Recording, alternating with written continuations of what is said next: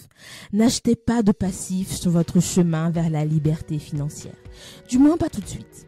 Les gens achètent des passifs et pensent que ce sont des actifs, mais ce n'est pas le cas. Beaucoup de gens achètent des accessoires de luxe en premier, comme de grosses voitures, des motos lourdes ou de grandes maisons où vivre.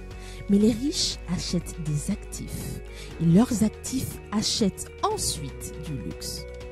Les riches achètent des maisons et les louent. Et avec les revenus générés, ils payent leur Lamborghini. Les pauvres ou la classe moyenne achètent des objets de luxe en premier et les riches achètent des objets de luxe en dernier. Sachez faire la différence entre actifs et passifs.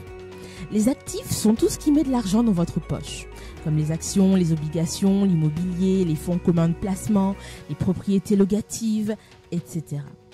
Les passifs sont tout ce qui sort de l'argent de votre poche, comme votre maison, votre voiture, la dette, etc.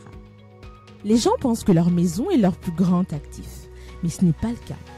Une maison est un actif lorsqu'elle génère de l'argent, en la louant par exemple. Lorsque vous y vivez simplement, elle est un passif. Il est important de comprendre la différence entre les actifs et les passifs et de s'assurer de les utiliser à votre avantage. Les actifs vous aident à gagner de l'argent alors que les passifs vous coûtent de l'argent.